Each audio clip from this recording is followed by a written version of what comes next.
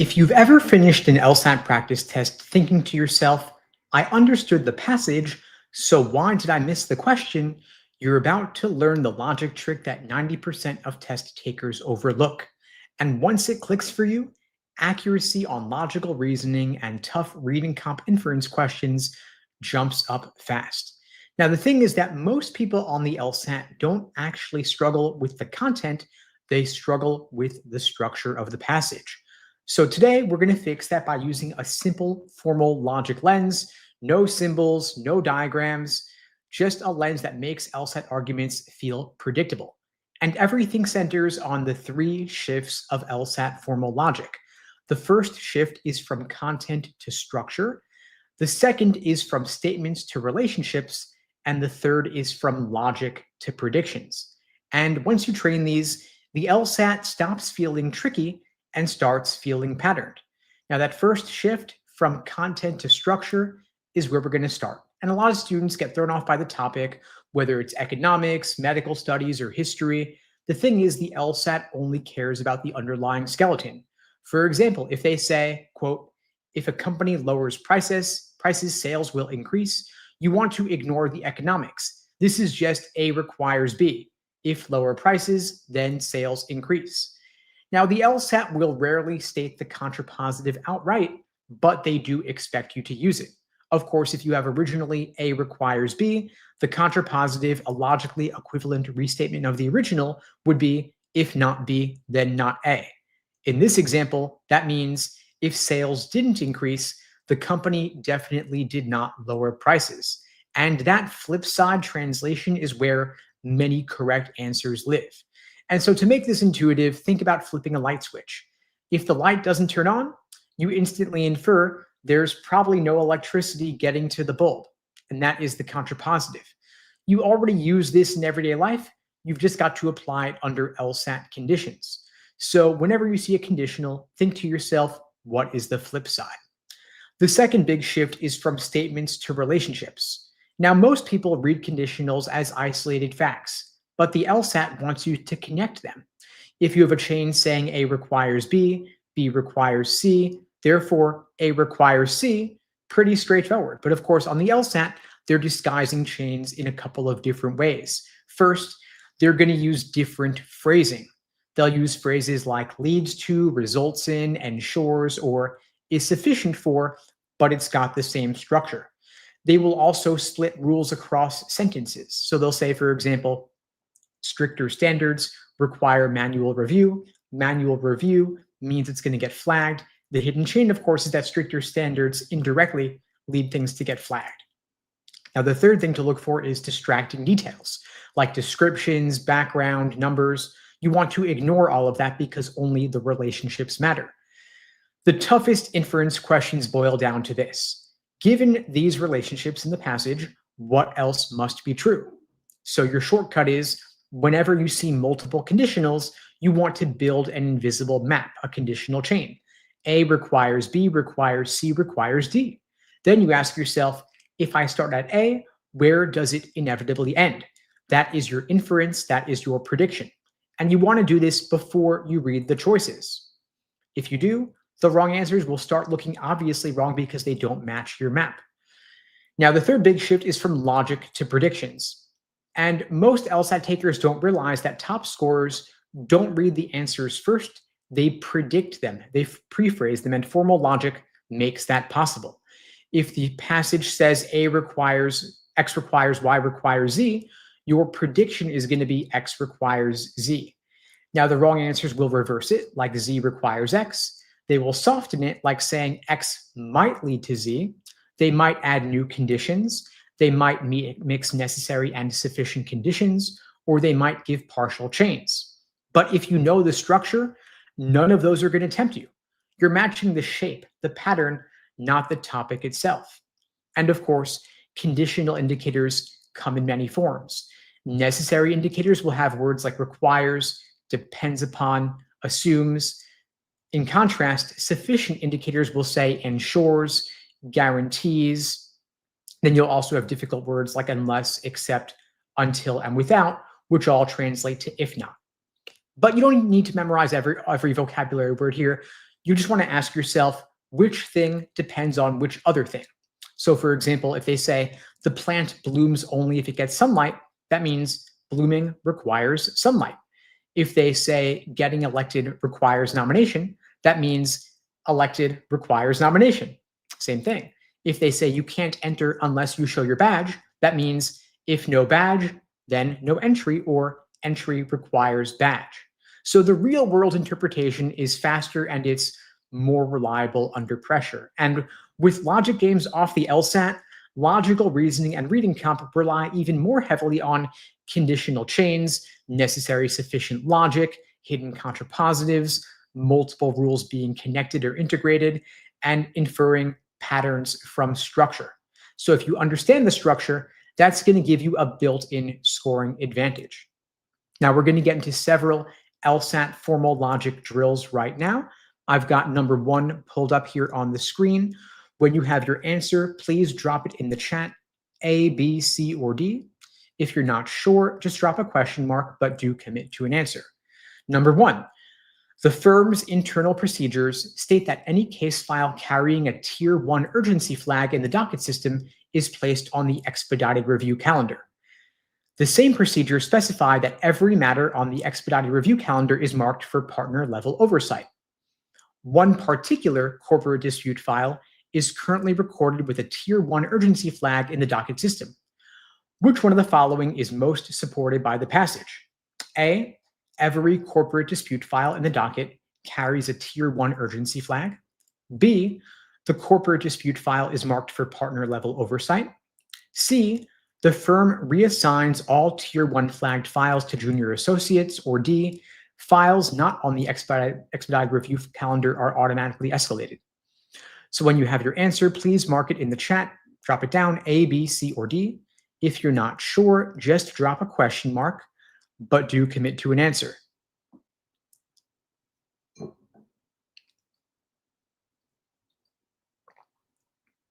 I'll give folks a minute here. I know this one's a little bit wordier than some of the previous ones we've been doing, but you've all been asking for harder questions, so here you have it. Be careful what you wish for. But y'all are doing great. I see a lot of folks dropping their answers in the chat. The answer is, in fact, B as in Bravo. I see a ton of you got it. Autumn, Matt, Zakaya, Osvaldo, Sapna, Passion, Giovanna, all saying B as in Bravo. Fantastic. B is, in fact, correct. Just following that conditional chain, the sequence there. Awesome. You all got it. This was an easier one. We are going to get into some tougher ones. On to number 2 then. The academic bulletin notes that at least one required first-year course in the law school curriculum also counts toward the trial advocacy concentration. It further specifies that every required first-year course qualifies students for enrollment in the upper-level advocacy workshop. These statements are presented as general rules governing the current program structure. What's most strongly supported? A, any course not listed in the first-year curriculum may still enroll students in the workshop. B, at least one first-year course qualifies for the upper-level advocacy workshop. C, a required first-year course counting toward the trial advocacy concentration qualifies for the upper-level advocacy workshop. Or D, all first-year courses counting toward the trial advocacy concentration are graded separately. When you have your answer, please drop it in the chat, A, B, C, or D. If you're not sure, just drop a question mark, but do commit to an answer.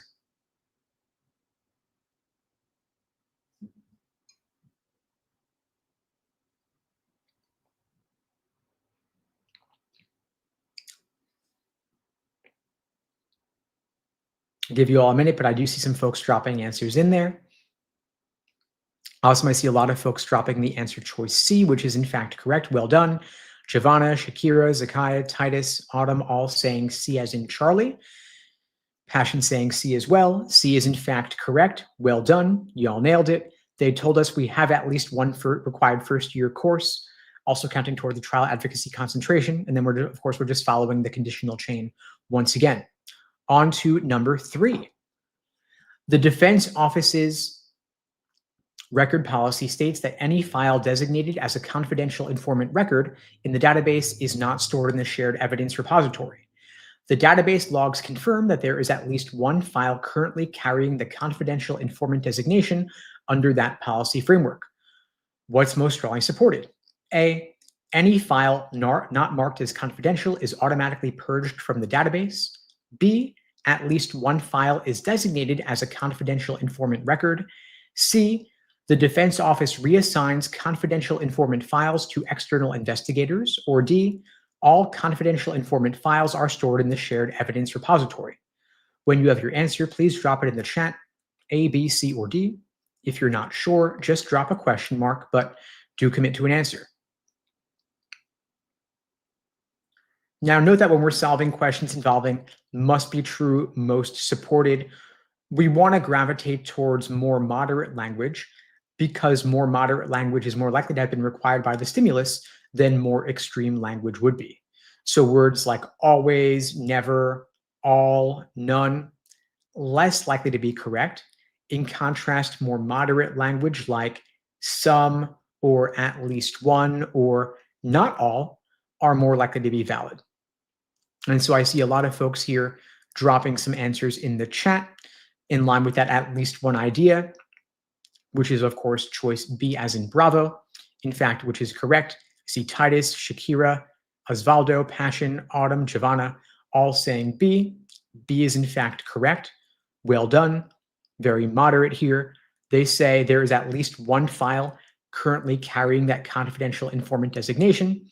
The second half of the passage, the last two lines, line up directly with choice B as in Bravo. Everything else there is just meant to throw you off. And of course, D as in Delta, saying all is too extreme. Well done, folks. On to number 4 now. The audit guidelines state that any record flagged as high risk in the internal audit catalog is scheduled for secondary compliance review. The current audit report identifies at least one record that is both scheduled for secondary compliance review and marked with a financial discrepancy indicator. Under the same guidelines, every record marked with a financial discrepancy indicator requires follow-up documentation from the originating department. Which one of the following is most supported by the passage? A, every high-risk record is automatically assigned to the originating department's lead auditor. B, records flagged with a financial discrepancy indicator may skip follow-up documentation procedures. C, at least one record scheduled for secondary compliance review requires follow-up documentation. Or D, all records marked with financial discrepancy indicator are exempt from secondary review. When you've got your answer, please drop it in the chat, A, B, C, or D. If you're not sure, just drop a question mark, but do commit to an answer. Commit now and get it wrong now so that you won't get it wrong on test day. That's the goal, right?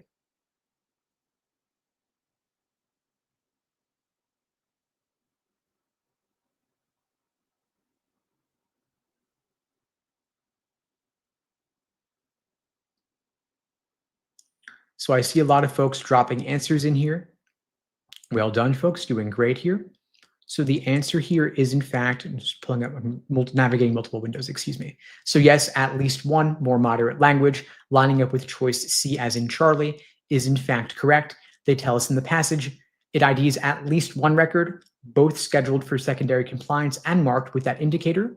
The at least one in line 3 of the passage, that is, of course, in fact correct, lining up with choice C. I see a ton of you got it. Awesome. Passion, Osvaldo, Titus, Zakaya, Giovanna, Shakira, all saying C as in Charlie. C as in Charlie is in fact correct. Well done, folks. You nailed it. On to number 5. The firm's tracking memo notes that at least one matter tagged as a priority client engagement is currently assigned to the litigation docket. The same memo also specifies that no priority client engagement is listed in the regulatory investigations docket. These constraints are described as firm-wide docketing rules for priority client matters. What's most strongly supported by the passage? A, at least one priority client engagement is assigned to the litigation docket. B, no priority client engagement is ever reviewed by the litigation team. C, the compliance office escalates all regulatory investigations matters to senior partners. Or D, every matter in the litigation docket is a priority client engagement. When you've got your answer, please drop it in the chat. A, B, C, or D. If you're not sure, just drop a question mark, but do commit to an answer.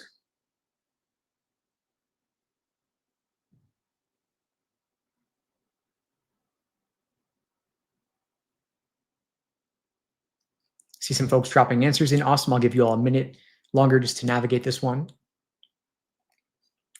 How are you all liking these, by the way? These are a bit different than previous. I moved away from the pop culture and tried to make it as legalese and boring as I possibly could. Okay, so the more moderate language here, of course, at least one, some, more moderate, more likely to be right. In contrast, the choice B or D, saying no or every, a bit more extreme. We know from the passage they say at least one matter, starting off in line 1, lines up with choice A, and A is in fact correct. Well done, folks. So I see Giovanna, Autumn, Anne, Osvaldo, Passion, Shakira, Titus, Zakaya all saying A. A is in fact correct. Well done. Love to see it, folks. Glad you're liking the more dry topics, more legalese topics. Yes, A is in fact correct. Well done. And so out of these first 5 questions we've done, please drop in the chat how many you got right out of the number that you did. Give us all a sense on your accuracy levels here, how many you got right, so we have a gauge of where to take it going forward. I can try to make them even drier and more boring going forward if you want, or I can go back to the Elwood's pink glitter if you like, but I think that legalese might be the way to go for these, at least sometimes. Y'all are doing fantastic. Giovanna, Passion, Osvaldo all got 5 out of 5. Shakira is 4 out of 4. Fantastic, folks. You're nailing it. Zakaya and Titus also 4 out of 4. Doing great. Well done. Let's keep going. And by the way, if you find these helpful, of course, we run these every single weekday, same time, same place, 2 Eastern, 1 Central, 11 Pacific. Please spread the word. The more this grows over time, the more I'll expand it and keep doing these over time. The algorithm doesn't boost lives because they can't run ads during them. And so please share the link to these in your group chats, your forums, your Slacks, your Discords, wherever you connect with others studying for the LSAT. On to number 6. Firm policy states that any matter tagged for expedited review is automatically placed on the priority docket. Any matter on the priority docket is scheduled for a same-week partner conference under the current review protocol. A particular litigation file in the system has been tagged for expedited review. What's most strongly supported? A, only litigation files on the priority docket are scheduled for partner review. B, the litigation file is scheduled for a same-week partner conference. C, expedited review automatically occurs for matters scheduled for a partner conference. Or D, any matter on the priority docket has been tagged for expedited review. When you've got your answer, please drop it in the chat, A, B, C, or D. If you're not sure, just drop a question mark, but do commit to something. Commit now, get it wrong now so that you don't get it wrong on test day, but get into that habit of choosing something. Note that here, of course, we've got a conditional chain here going on in the first half of the passage, and then we have a concrete variable being stated, kicking things off. So any matter tagged for review is then automatically on the docket. If it's on the docket, it's scheduled. So we have a chain here, tagged, then docket, then scheduled. Then we learn something has been tagged. If it's tagged, it's scheduled. It's on the docket, it's scheduled. So we can then infer from the chain reaction here, it's tagged for review, it's placed on the docket, it's then scheduled as a result. I see some confusion here, some folks saying B as in Bravo, some saying D as in Delta. Note that D as in Delta is going backwards. It's saying if it's on the docket, it's been tagged, but we know if it's tagged, then it's on the docket. So D as in Delta is getting it backwards. D as in Delta is a mistaken reversal, confusing necessary and sufficient conditions. But B as in Bravo is in fact correct, specifying to that litigation file being scheduled because, of course, it was tagged and then placed on the docket. So B as in Bravo is in fact correct. D as in Delta getting it backwards, so B was right. Passion, Shakira, April, Giovanna, Autumn, all saying B as in Bravo is in fact correct. D as in Delta, again, getting things backwards. You could screenshot the question if you want to, and then analyze it a bit more after the fact if you want to draw things out, just to get a sense of where D as in Delta went wrong, confusing necessary and sufficient conditions, going backwards on the arrow, which of course we shouldn't do. On to number 7. In the law program, at least one course module requires a courtroom practicum and counts toward the trial advocacy requirement. Additionally, every module that counts toward the trial advocacy requirement is treated as satisfying the school's experiential learning graduation standard under current faculty guidelines? What is most strongly supported? A, all courtroom practicum modules are treated as experiential learning modules automatically. B, some modules satisfying experiential learning requirements do not count toward trial advocacy. C, at least one course module satisfies the trial advocacy and experiential learning requirements. Or D, every course module requires a courtroom practicum and satisfies graduation standards. When you have your answer, please drop it in the chat, A, B, C, or D. If you're not sure, just drop a question mark, but do commit to an answer.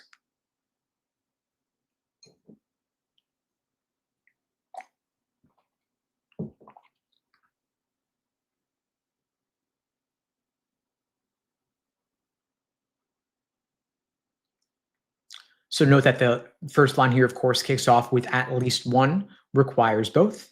More moderate, at least one requires both. And if every module that counts toward the trial advocacy is treated as satisfying things. So that at least one in the original lines up with the requirement, which tells us choice C as in Charlie is the answer. Again, the more moderate choice, more likely to have been correct. So C is right. I see Autumn, and I think it's Seth, Passion, Osvaldo, Giovanna, Shakira, Zakiah all saying C as in Charlie. C as in Charlie is in fact correct, of course. Well done, folks. On to number 8.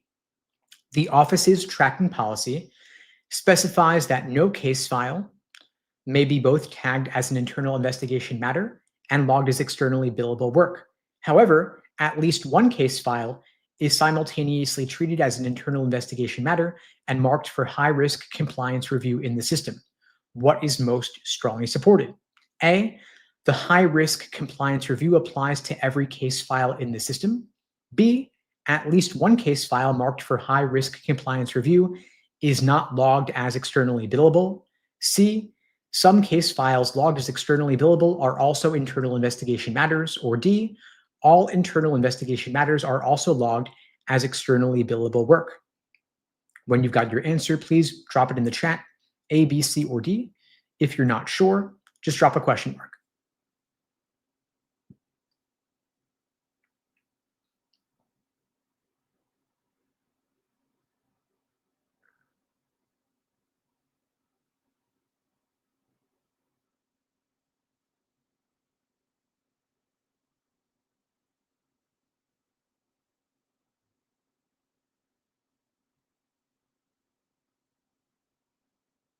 I see a lot of folks got it. Awesome. Yes, the answer is B as in Bravo. Again, the at least one saves the day. Autumn and Giovanna, Zakiah, Shakira, April, Passion, Osvaldo all saying B as in Bravo. B as in Bravo is in fact correct. How do we know this?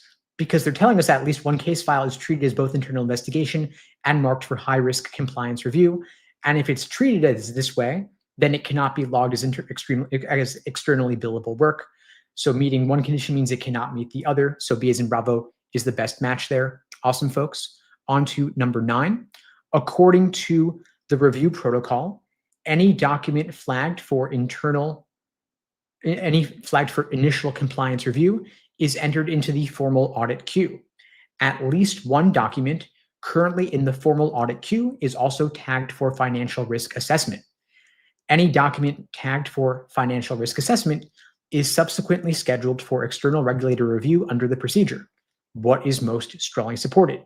A, all documents scheduled for external regulator review were flagged for initial compliance review. B, no document in the audit queue is exempt from external regulator review. C, at least one document in the audit queue is scheduled for external regulator review. Or D, every document flagged for compliance review is tagged for financial risk assessment. A little hint here, when you see the same variable in the necessary condition of one statement and the sufficient condition of another, that forms a chain where you can link things together. So we had in the passage tagged for financial risk assessment at the end of line 3, beginning of line 4. Then the second half of line 4 continues with that same variable, creating that chain, which lets us infer, which allows us to infer choice C as in Charlie goes from the audit queue to financial risk assessment to the external regulator review. That's the chain. So C as in Charlie is in fact correct. A lot of you got it. Awesome. Anne, Autumn, Zakaya, April, Giovanna, Shakira, Passion, all saying C as in Charlie. C as in Charlie is correct. Well done. On to number 10. Under firm policy, any personnel file that documents all required performance certifications is automatically cleared for promotion review. A particular associate's personnel file is currently recorded in the system as not being cleared for promotion review under the latest eligibility report. What is most strongly supported? A, the associate's file is cleared for promotion review because of documented certifications. B, the associate's personnel file does not document all required performance certifications. C, only files not cleared for promotion review fail to document performance certifications. Or D, all personnel files documenting certifications are sometimes not cleared for promotion review. When you've got your answer, please drop it in the chat, A, B, C, or D. If you're not sure, just drop a question mark, but do commit to something.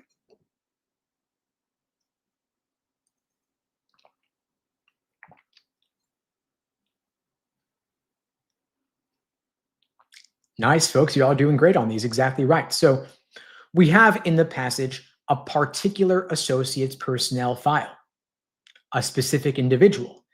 And that specific individual is recorded as not being cleared. And they told us in the first sentence, anything that documents all required performance certifications will be automatically cleared. So if someone was not cleared, that means they did not meet all required performance certifications or not document all of them. So we are activating here the contrapositive of the conditional statement in the first sentence. In other words, if the first sentence was saying X requires Y, we have learned not Y as a concrete statement. Therefore, we can infer not X. So B as in Bravo is in fact the answer. That was just the formal logic explanation. I see you all got it. Fantastic. Chris, Shakira, Seth, Anne, Giovanna, Autumn, Zakaya, Osvaldo, Passion, April, all saying B as in Bravo. B as in Bravo is in fact correct. Well done, folks. We're 10 in so far. Out of these first 10, please drop in the chat how many you got right out of the number that you did. Give us a sense of your accuracy on the ones that you completed. And by the way, folks, if you're looking for more personal support on your LSAT journey, you want to help crafting a plan of attack whenever you're taking the LSAT, January is coming up, a month and a half away. We got the February LSAT coming up as well, April, June as well. Of course, if you want my support, you can book a free LSAT tutoring lesson with me personally. We'll meet via Zoom, go over a harder LSAT question together. You can book that call with me at unpluggedprep.com/start. Link below the video on YouTube, link in my bio on TikTok. I see Passion got 10 for 10. Shakira got 9 for 9, Giovanna 10 for 10, Zakaya 9 for 10, and 5 for 6. Osvaldo 9 for 10. You're all doing great, getting perfect or nearly perfect. Fantastic, folks. You all are nailing these despite the boring topics. Love it. Love to see it. On to number 11. The firm's compliance memo explains that any document tagged for preliminary compliance review is automatically escalated to formal risk review. It also states that all documents escalated to formal risk review are placed on the priority remediation track. A merger due diligence file is currently tagged for preliminary compliance review under this protocol. What is most strongly supported by the passage? A, the audit team escalates all files to the priority remediation track regardless of tagging. B, the merger file requires priority remediation handling under the firm's protocol. C, the compliance office reassigns documents to formal review before completing preliminary checks. Or D, the memorandum claims every document in the firm is automatically placed on the priority remediation track. When you've got your answer, please drop it in the chat, A, B, C, or D. If you're not sure, just drop a question mark.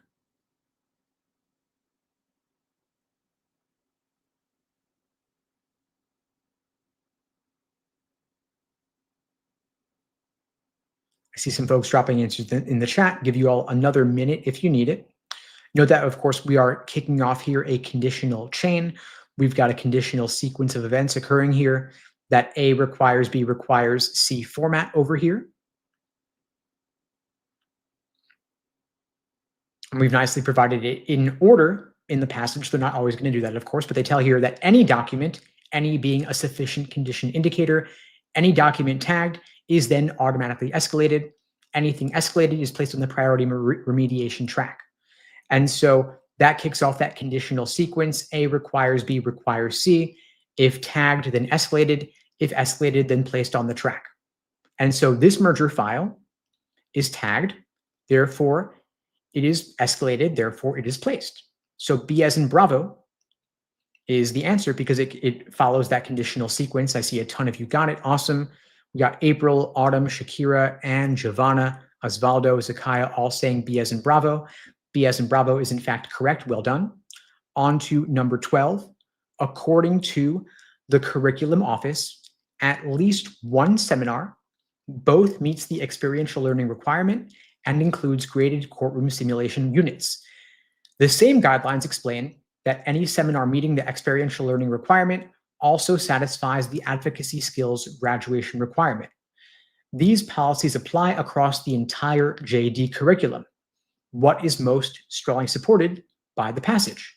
A, the grading unit enforces that all experiential learning seminars must include multiple simulations. B, at least one seminar with courtroom simulation units also satisfies the advocacy skills requirement. C, the registrar announces that any seminar with simulations automatically earns honors level credit. Or D, the curriculum committee reassigns seminars to satisfy advocacy skills requirements before simulations. When you've got your answer, please drop it in the chat, A, B, C, or D. If you're not sure, just drop a question mark.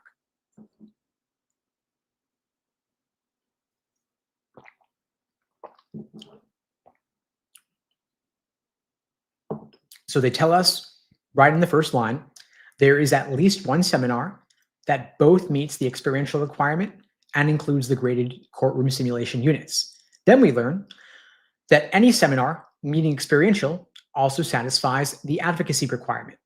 And so through translation, there's a transition there, right? There's at least one that meets experiential, and anything meeting experiential also satisfies advocacy skills requirement. And so B as in Bravo encapsulates that connection. It represents the link between those two sentences. So B as in Bravo is in fact correct. And as I said, of course, at least one, more moderate, more likely to be correct, all else being equal. I see a ton of you got it. Anne, April, Autumn, Shakira, Osvaldo, Seth, Giovanna, Zakaya all saying B as in Bravo. B is in fact correct, folks. Well done. On to number 13. The office policy prohibits any case file from being both marked for plea negotiation review and assigned to the conflict of interest docket. The policy also notes that at least one case file is marked for plea negotiation review while being flagged for evidentiary inconsistencies. All designations are tracked through the same system. What is most strongly supported?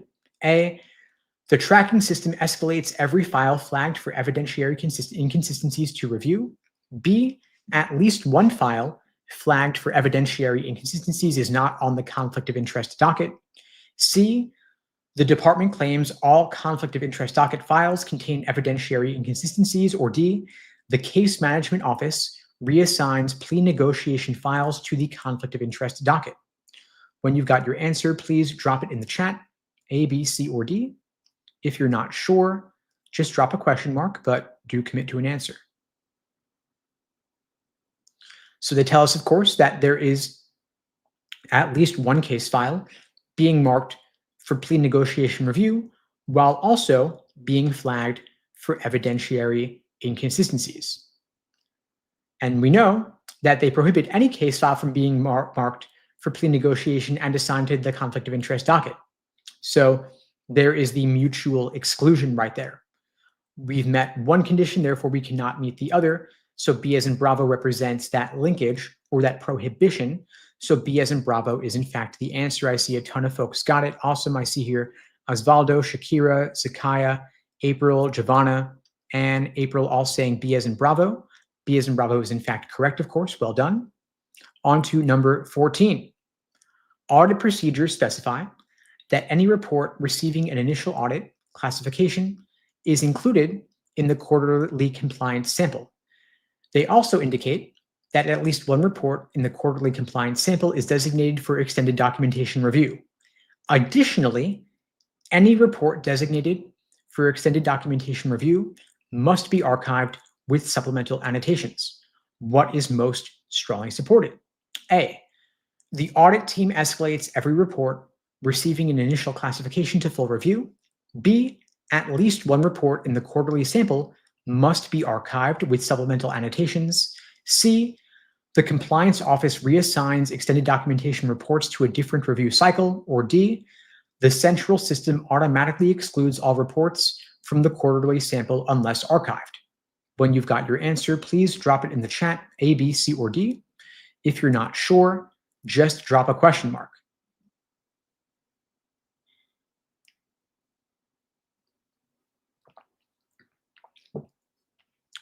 So we learned from the passage that there's at least one report in the quarterly compliance sample designated for extended documentation review.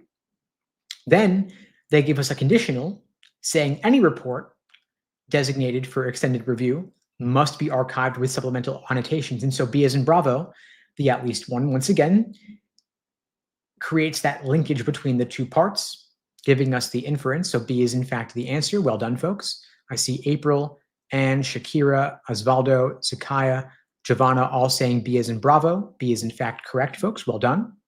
On to number 15. Case management guidelines state that any matter categorized as a high conflict engagement is not routed through the expedited settlement channel. These same guidelines record that at least one matter is routed through the expedited settlement channel and is associated with pending arbitration proceeding. All routing and categorization rules apply uniformly. What is most strongly supported by the passage? A, at least one arbitration-related matter is not a high conflict engagement. B, the routing guidelines direct that every arbitration matter must also be high conflict. C, the compliance team escalates all high conflict matters to arbitration regardless of routing. Or D, the case management office reassigns expedited settlement matters to a different category. When you've got your answer, please drop it in the chat, A, B, C, or D. If you're not sure, just drop a question mark. So we learn in the passage in line 3, there is at least one matter routed through the expedited settlement channel and also associated with a pending arbitration proceeding. And we know there's at least that any matter categorized as high conflict is not routed through the expedited settlement channel. And so that tells us that those two categories are mutually exclusive. If it's high conflict, it's not expedited. If it's expedited, it's not high conflict. Those are separated. And of course, we learned that there was at least one expedited and with pending arbitration. Connect those together, you get choice A. At least one, that's the linkage right there. I see a ton of folks got it. Awesome. Giovanna, Zakaya, April, Osvaldo, Shakira all saying A. A is in fact correct, folks. Well done. We're 15 in so far. Out of these first 15, please drop in the chat how many you got right out of the number that you did. Give us a sense of your overall accuracy. And by the way, folks, we run these free classes every single weekday at the same time, 2 p.m. Eastern, 1 Central, 11 Pacific. If you find them helpful, please spread the word. I don't do any advertising for these free classes. They only grow through word of mouth. And so your support, I really do appreciate. Share the link in any groups with any friends you know who are also studying for the LSAT. Share it on your socials. It really does make a difference. Appreciate your support. I see Giovanna got 15 for 15. Awesome. Osvaldo got 14 out of 15. Also fantastic. Zakaya, 14 out of 15. Super high accuracy, folks. These are a lot harder than those we've been doing previous days. Tomorrow, by the way, if you like these classes, come back tomorrow. We're doing flaw identification, covering typical logical fallacies you will see on the LSAT. On to number 16. The suit's compliance manual states that any case file carrying a Tier S compliance flag is automatically assigned a general counsel review code. It also notes that any file bearing a general counsel review code receives executive level clearance. The file in question has a Tier S compliance flag. What is most strongly supported by the passage? A, the audit team escalates all Tier S flagged files regardless of assigned review codes. B, any file lacking a general counsel review code automatically loses executive level clearance.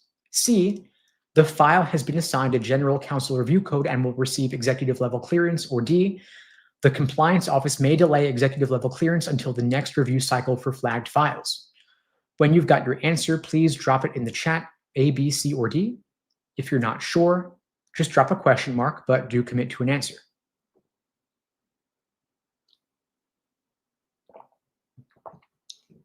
So we learned here a conditional chain, tier S, then general counsel review code, then executive level clearance.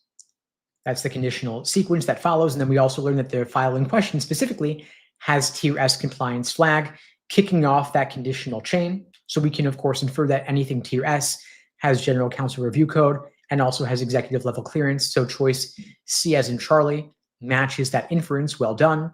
Giovanna, Osvaldo, April, Shakira, Ann, all saying C as in Charlie.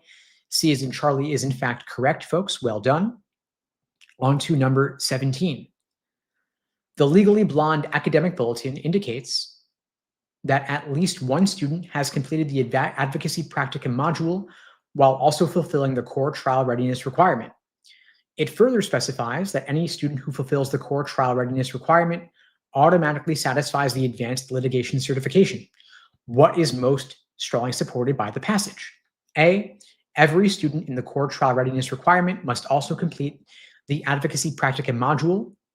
B, at least one student satisfies both the advocacy practicum module and advanced litigation certification. C, students who complete the advocacy practicum module without core trial readiness still gain certification. Or D, the grading unit may withhold advanced litigation certification for students missing unrelated modules. When you've got your answer, please drop it in the chat, A, B, C, or D. If you're not sure, just drop a question mark, but do commit to an answer. So they tell us, of course, at the end of line 1, there's at least one student who completed the advocacy practicum module and also the core trial readiness requirement. Then we know that from the conditional, if core trial readiness requirement, then advanced litigation certification. So we can infer, of course, that at least one student both got the advocacy and got the advanced. So B as in Bravo lines up with that. Again, at least one. Well done. Osvaldo, April, Giovanna, Zakaya, Shakira all said B as in Bravo, which is in fact correct. Well done. On to number 18. In the Better Call Saul evidence handbook, any item logged under the category A evidence marker is listed as never carrying a disputed chain custody tag. The handbook also confirms that at least one item is logged under the category A evidence marker. What is most strongly supported? A, every item with a disputed chain custody tag is excluded from the category A evidence marker list. B, at least one item logged under category A evidence marker does not carry a disputed chain custody tag. C, the departmental staff reassigns any category A item flagged with disputed chain tags for review. Or D, all items in the evidence repository automatically carry a disputed chain custody tag unless logged category A. When you've got your answer, please drop it in the chat, A, B, C, or D. If you're not sure, just drop a question mark, but do commit to something.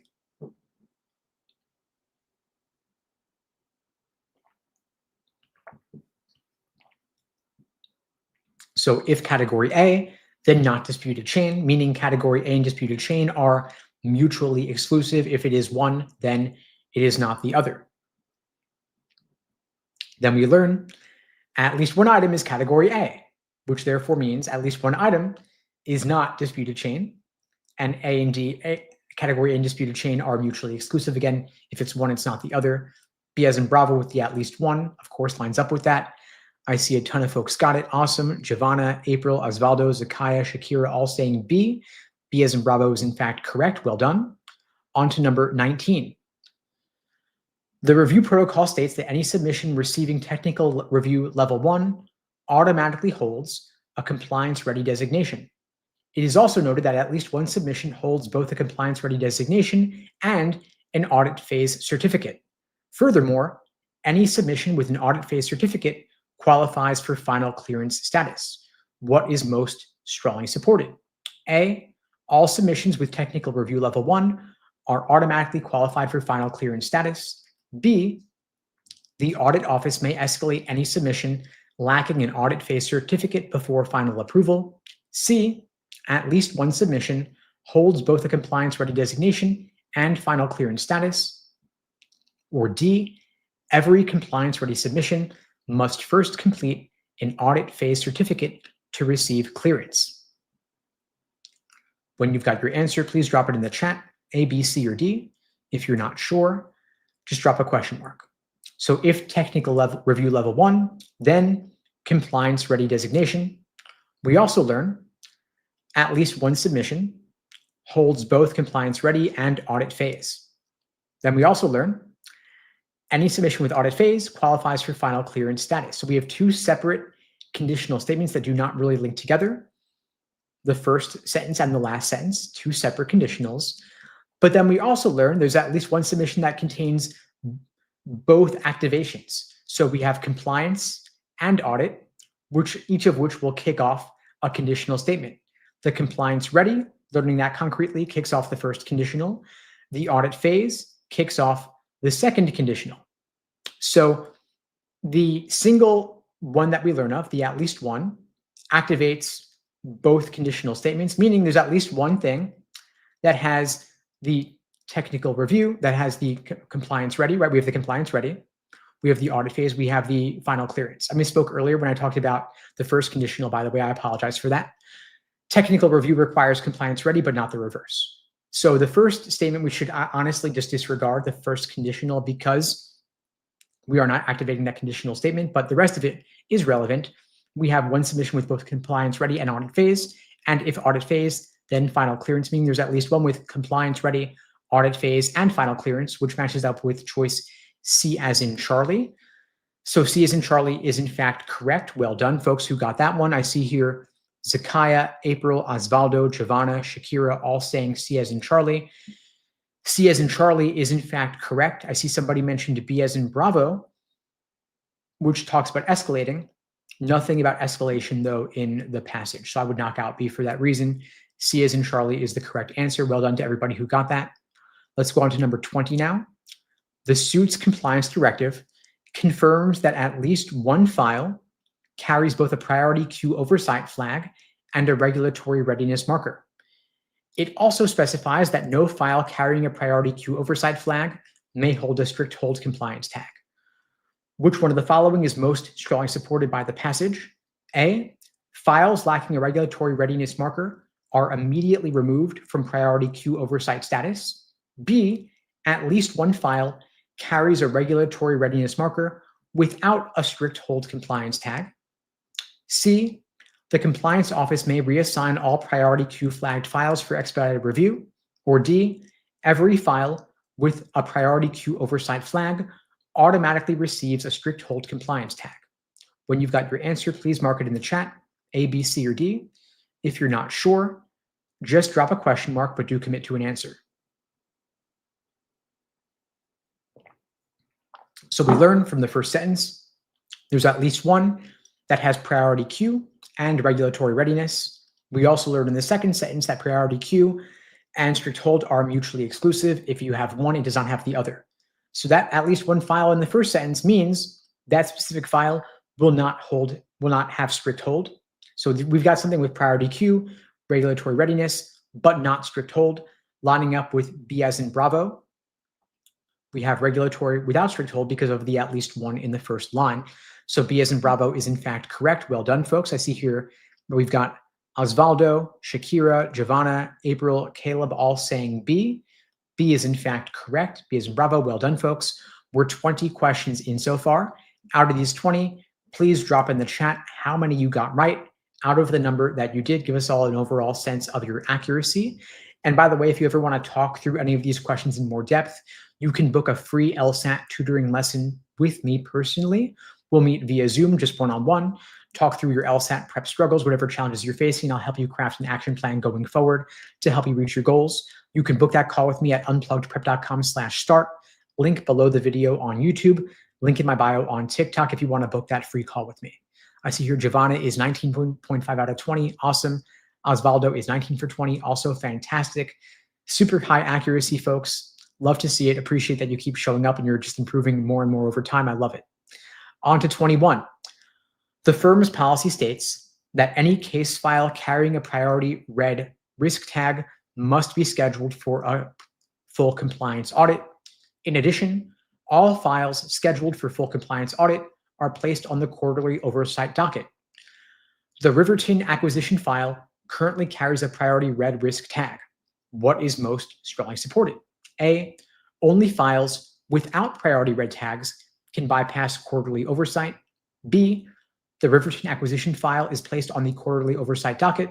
C, any file on the quarterly oversight docket must carry a priority red risk tag. Or D, the Riverton acquisition file may avoid a full compliance audit if urgent. When you've got your answer, please drop it in the chat, A, B, C, or D. If you're not sure, just drop a question mark. Note here that the first couple of sentences are giving us a general conditional chain. If red risk tag, then audit. If audit, then docket. Then we learn specifically Riverton is priority red. So that means that Riverton is kicking off that conditional sequence. Riverton is going to have the audit, and Riverton will then be placed on the quarterly oversight docket, lining up with choice B as in Bravo, which is in fact correct. I see April, Osvaldo, Caleb all saying B as in Bravo. B as in Bravo is in fact correct. Well done. I saw someone chose D as in Delta, but they're not telling us anything about avoiding the audit. They're just saying that if they have the tag, then they must be scheduled for a full audit. Now, I see someone's asking, why not C? Why not choice C as in Charlie? Anything on the docket has a red risk tag. That is reversing the conditional. The conditional goes, if red risk tag, then audit. If audit, then docket. So in other words, tag, then audit, then docket is the sequence. That's the conditional chain. C as in Charlie is reversing that, saying docket, then tag.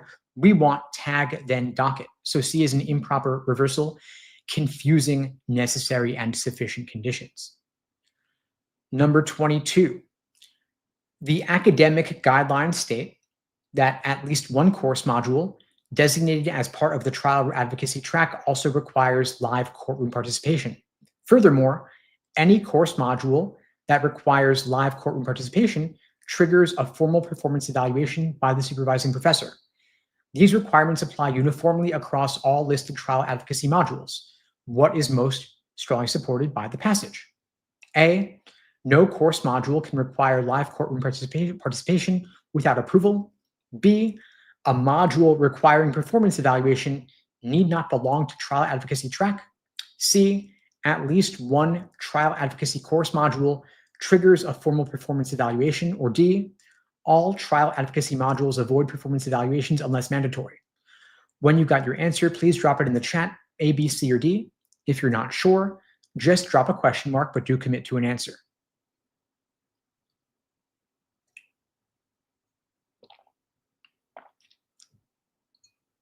So we learn at the beginning, there's at least one example of a module, part of the trial advocacy track that also requires the courtroom participation. And then, of course, we have the conditional saying, if participation, then formal evaluation. That means at least one trial advocacy course triggers formal evaluation because of the at least one in the first line combined with the conditional in the second sentence. So C as in Charlie is in fact correct, reflecting the inference of the connection between the two parts. So C as in Charlie is in fact correct. I see Zakaya, April, Giovanna, Osvaldo, Shakira all saying C. C is in fact correct, folks. Well done. On to number 23. The firm's risk protocol specifies that any case file marked with a conflict of interest alert may not be handled directly by a named partner. The internal docket further confirms that at least one case file in the current portfolio is marked with a conflict of interest alert. These guidelines govern assignment decisions for all active matters. Which is most supported by the passage? A, at least one active case file cannot be handled directly by a named partner. B, some files may be handled directly by partners even if alerts exist. C, no case file marked with a conflict of interest alert triggers reassignment. Or D, all files marked with a conflict of interest alert are reassigned immediately.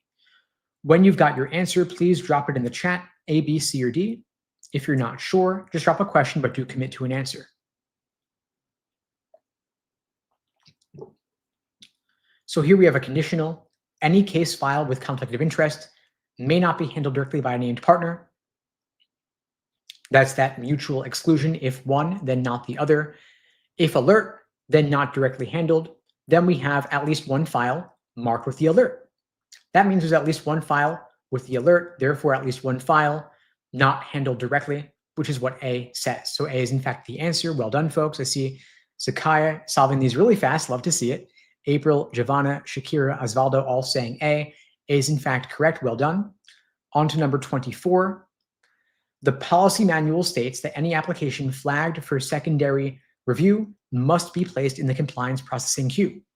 It also records that at least one application in the compliance processing queue currently requires external supporting documentation.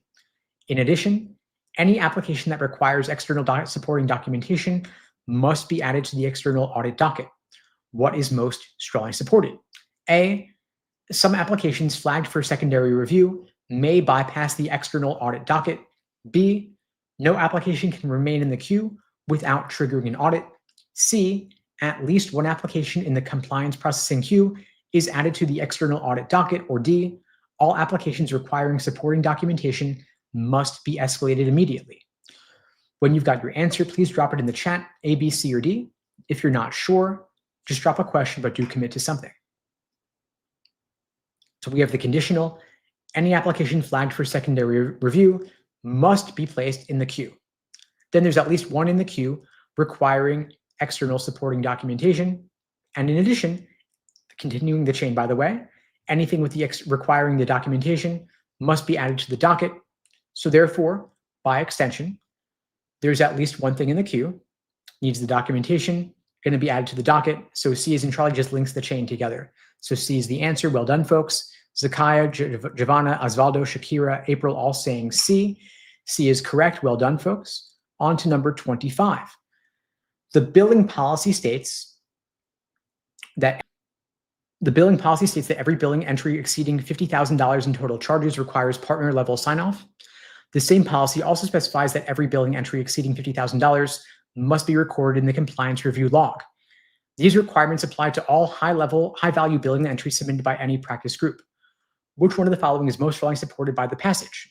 A, all entries under $50,000 require partner level review by default. B, only entries exceeding $50,000 in two categories need logging. C, any billing entry exceeding $50,000 is recorded in the compliance review log. Or D, some entries over $50,000 may avoid partner level sign-off if urgent. So what is most strongly supported? We have here two requirements for those exceeding $50,000. If exceeding $50,000 requires the sign-off. Also, if exceeding $50,000 must be recorded. And these are general conditional statements, meaning if exceed 50,000, then both of these things follow. And by the way, C as in Charlie is basically just restating the second sentence, right? So it's incredibly moderate, a reasonable inference based on the information in the passage. So therefore, it is logically following, it's inferable. And I see here a lot of folks got it and said choice C is in Charlie. Well done. I see here that we have April saying C, Zakaya saying C, Shakira saying C. All of those, in fact, correct. Well done. I saw that somebody chose D as in Delta. Some over 50,000 may avoid partner level sign-off if urgent, but they tell us from the first sentence, every billing entry exceeding 50,000 requires the sign-off. So D as in Delta appears to violate it. So I wouldn't choose D, I would go with C, which is a restatement of the second sentence in the passage. So well done, folks. We're 25 in. Out of these 25, please drop in the chat how many you got right out of the number that you did. Give us an overall sense of your accuracy level here. Let us know where you stand. If you got 25 for 25, awesome. If you got 20 for 20, however many you did, drop your accuracy level in the chat. Give us a sense of where you stand. By the way, folks, we do these free classes every single weekday. Same time, same place, 2 p.m. Eastern, 1 Central, 11 Pacific. Tomorrow, we're doing flaw identification, covering typical logical fallacies or flaws that you see on the LSAT, like correlation, causation, confusion, confusing necessary and sufficient conditions, ad hominem personal attacks. I see Giovanna got 22.5 out of 25, Shakira 23 out of 23. Awesome, you all are doing great. If you find these helpful, please spread the word. The only way this grows is through word of mouth. I really appreciate your support. I'll see you all tomorrow. In the meantime, I wish you all the best and take care.